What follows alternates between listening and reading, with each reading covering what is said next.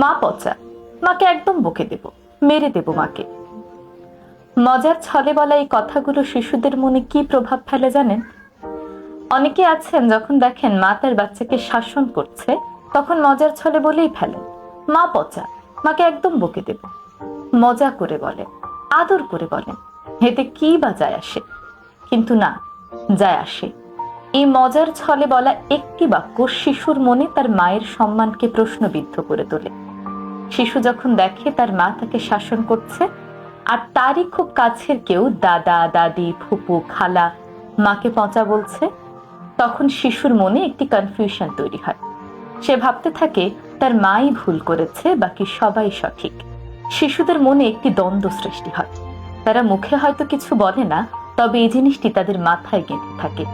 পরবর্তী সময়ে যখনই তাকে শাসন করতে যাওয়া হয়, সে ভাবে সে ঠিকই আছে, মা তাকে অকারণেই শাসন করছে। তখন শিশুদের মনে নানান প্রশ্ন আসতে থাকে। মা কি আসলেই আমার ভালো চায়? যে মানুষটি আমাকে ভালোবাসেন তিনি কি সত্যিই পচা? আমি কি তাকে সম্মান করব নাকি করব না? আমরা জানি মায়েরা তার সন্তানদের ভালো চান, আর শিশুরাও যেন এই মানসিকতা নিয়েই বড় হয়। তাই কোনো মা যখন তার সন্তানকে শাসন করবেন তখন তার সেই সিদ্ধান্তকে সম্মান করুন। শিশুকে বলুন, তোমার মা তোমার ভালো চায় বিধায় তোমাকে শাসন করছে। শিশুর সামনে কখনোই নেতিবাচক কথা বলবেন না। মা পচা, মাকে মেরে দেব, এই ধরনের নেতিবাচক কথাগুলো শিশুর সামনে বলা থেকে বিরত থাকুন। যদি আপনার মনে হয় মা ভুল শাসন করছে, তবুও শিশুর সামনে মাকেই সাপোর্ট করুন। প্রয়োজনে মাকে আলাদা করে ডেকে নিয়ে বোঝান, কিন্তু তার বাচ্চার সামনে কখনোই বলবেন না মা পচা, মাকে মেরে দেব।